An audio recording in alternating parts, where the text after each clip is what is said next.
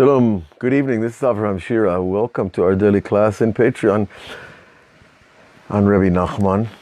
In the third Torah, we have a most amazing piece.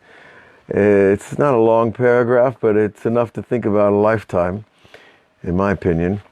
Remember, we've been learning about fixing the voice of the holy singer versus the unholy singer, and how we fix hearing the music of the unholy singer is by hearing the Talmud come from within us, saying the Talmud, singing the Talmud at night, and that fixes the aspect of night, which is the aspect of the other side that is in each soul. And so when we hear the Talmud, we're actually hearing the appropriate music of the night, if you will. And then he gave us, of course, this amazing pictographic metaphor of Rabbi Bar Hana, of how the voice of holiness is attempted to be captured by the other side, and then it's pulled back to the holiness through the image of the frog that's as large as 60 cities, that's swallowed by the raven, that's threatened by the snake, then swallowed by the raven, then lifted up to the tree of life, which is the elevation of the voice. All of that leads to what we have tonight. And he's going to jump around with a piece of Mishnah that you had never seen it interpreted this way, I promise you. He says, we can understand the pieces of a Mishnah, why they're connected to each other. He takes a piece of Pirkei Avot that everybody learns. Make for yourself a Rav, acquire for yourself a friend, and judge every man to favor. It sounds like the most beautiful, simple advice that you ever could need to live in this world. And now he's going to explain it in this metaphysical, kabbalistic way. Listen to the language. That through hearing the song of holiness, the song that's connected to the Talmud at night, by hearing this song and the song of the holy singer, he fixes the structure of his own kingship. That when you hear a holy singer, it actually impacts your power of kingship. And your power of kingship, of course, is your ability to rule, your ability to function in the world, to express, to influence, to create. And this is what the holy song does.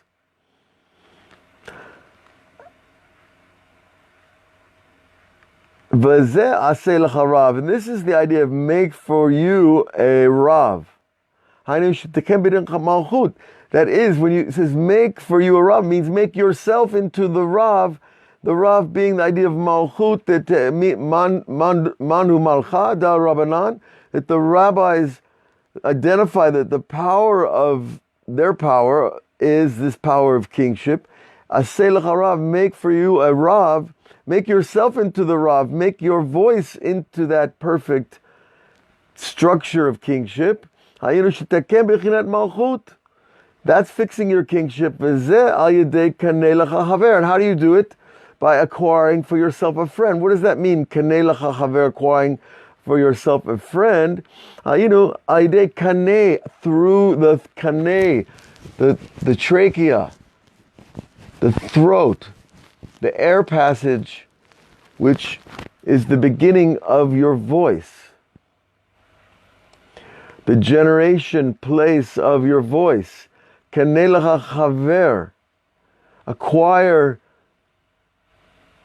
this voice passageway, that the voice comes out of,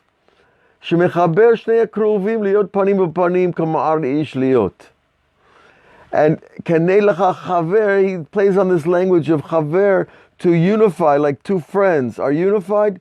So too are the two kruvim on the Aron HaKodesh and the Beit HaMikdash. They're facing each other, the two angels. When Am Yisrael, of course we know, Bizman Yisrael Osin Ritzano Shel Makom. When the Jewish people are doing the will of God, these angels face each other. And when they're not, they turn away from each other. Now this was a miracle, considering these are physical objects made of gold that pivoted on their own. But they weren't really terribly physical, even though they were made of gold, because they were so overwhelmed with the holiness that they were more spiritual than physical. Kanei lecha chaver, kanei lecha, acquire for you what? The kanei, the voice, and how lechaber, and to attach the two sides. What are these two sides? אזי שיתקן בחינת מלכות שלו, יכול למשול בכל מה שירצה, יכול להעמיד וזה לחיות לזה. That you attach the two sides, these two angels on the top of the Aron, which are really the two sides of our voice, the side of mercy and love and the side of din and restriction. That the two are coming together and they need to be perfectly blended in a voice that is a unification itself. And this is where the kingship is built.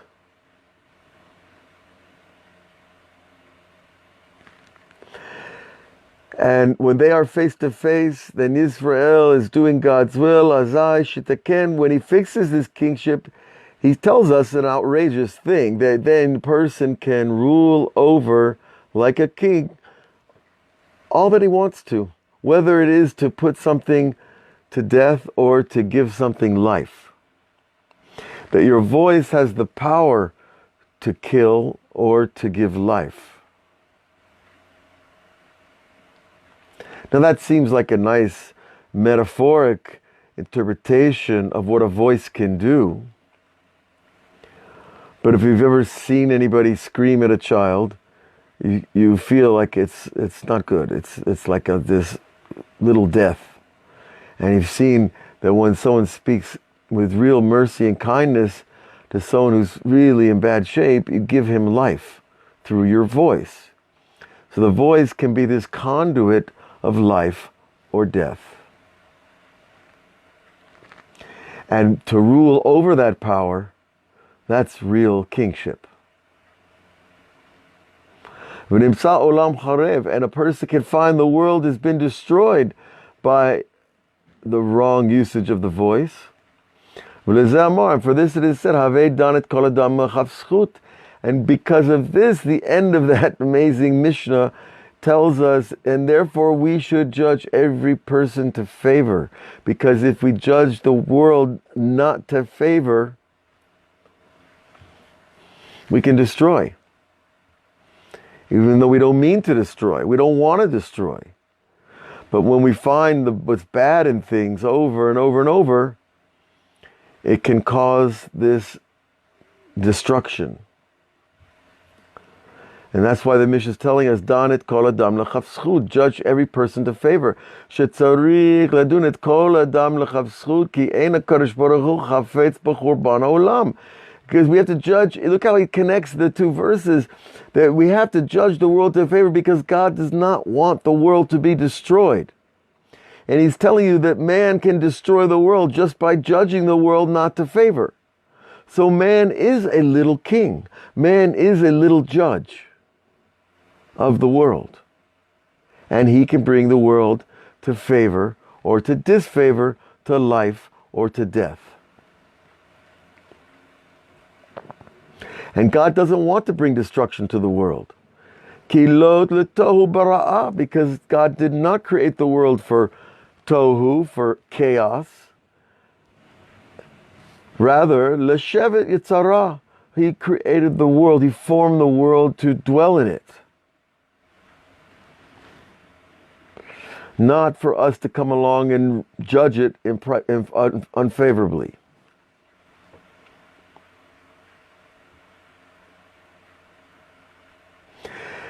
And so you see now that this very direct, straightforward Mishnah can be explained in a way that really is part of the reparation of the kingship of God on earth through man, which is, an amazing thing. And specifically through the voice, which is the tool of song. And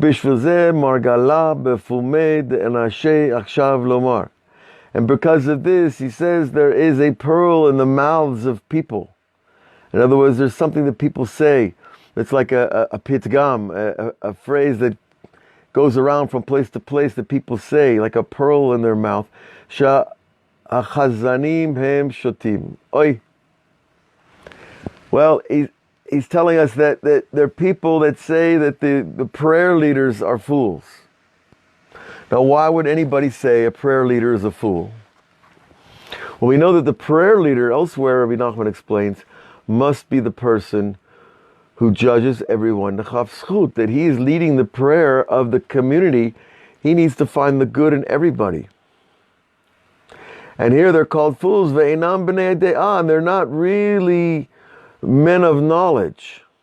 They know how to say the prayers, they know how to sing the tunes, but they're not men of true knowledge. Ki akshav malchut kedusha b'galut, because the real kingship of holiness is in exile. And he's talking about 200 years ago, of course, when he was writing. I don't know if I would want to compare the prayer leaders of today with yesterday, much less at the time of Rabbi Nachman and the Rabbi Levi Yitzhak of Berdichov and Reb Zusha and Reb Noam Elimelech and all the great ones of the past. But here he is telling us that that is what people used to say back in the day. And why would they say that the prayer leader is a fool, are fools? But because that the kingship is not where it's supposed to be. Therefore, the song, which is drawn from behind, from the place of the prophets, Netzach and Hod, the two thighs on the holy structure we call the divine man who sits on the throne.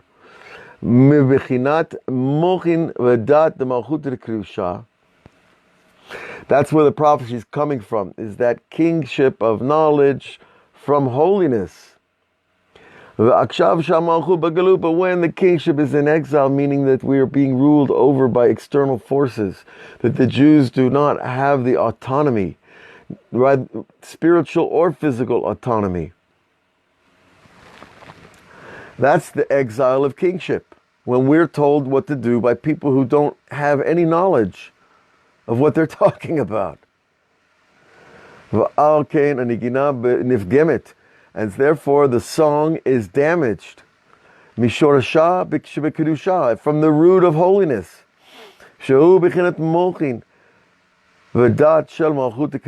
Which he repeats is this idea of the knowledge from the side of holiness and kingship, which is a sad state of affairs when the most learned, holy, righteous Jews are being told what to do by the fallen kings of the other side. However, in the future, in the future when the kingship is elevated, and Hashem is king over all the world,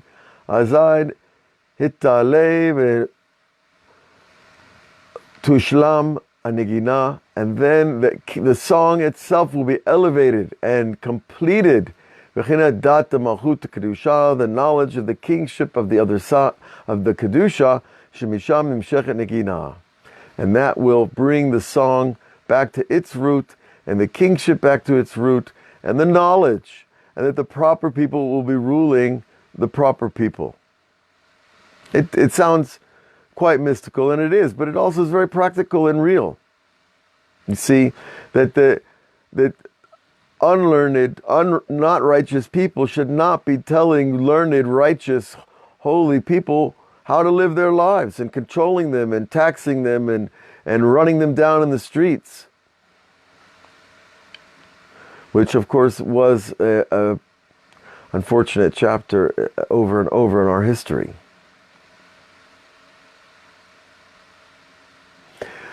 So we have something to look forward to because we're living it now. The Jewish kingship is on the rise. You see it by the fact that we have our own country. You see it by the fact that we have our own army. You see it by the fact that we have more or less religious freedom to pursue the Torah as we see fit. That we can live more or less where we want to. That we can build synagogues where we want to. That we can write Sifrei Torah. We can have Brit Milah. We can do all the mitzvot in the Torah. Okay, we can't build a mikdash yet, but that's going to come soon too. And that's going to be a further elevation of this kingship of the knowledge of holiness. So it's a long process. It takes years and years. We've been involved in it for a long time. And if you track the Jewish history since World War II, it's really been on the up. After the Shoah, the Jews made a complete renewal here in Eretz Yisrael. And that is a part of the building of the kingship of holiness. Now, people will argue against this, and I'm happy to argue, but not here on this class. You'll have to show up and, we'll talk about it on Shabbat. But really, you see that if you look at the big picture, the Jewish people are certainly risen from the time that we lived in the muddy streets of the shtetl in Ukraine and in Russia, and the drunken people would come through on their horses at night with their torches and their swords and their bottles of vodka. And they were having, making sport of Jewish life and destroying and killing families. I think there's a little bit of an uplift from then. So if we look at the big picture, the Jewish people are on the uprise, and we're getting better and better and better. And this is part of the whole redemptive process. So we're going to continue this Torah tomorrow, and there is more to learn. Amazingly, after we learn all these ideas, you're like, wow, I got to sit with that for a while.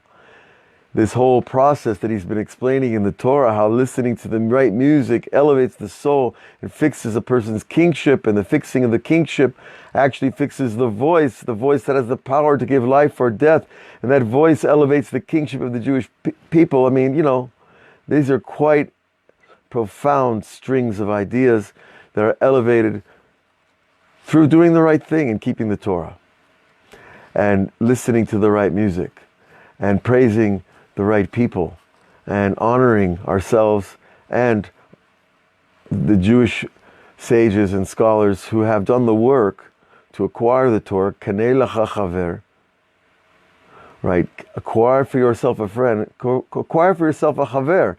Chaver was the language that the rabbis used to describe each other. We're a haverim. In other words, Talmidei Hachamim, the most learned people, when their midot were fixed, were really the best friend you could ever have. So God willing, we're going to continue tomorrow, and we're heading into Shavuot in just a few more days. We'll see you today. Well, it's almost today. If we're after midnight, almost there. But today, right now, is 47 days of the Omer. So we're counting down a few more nights, and we'll see you again tomorrow. God bless you.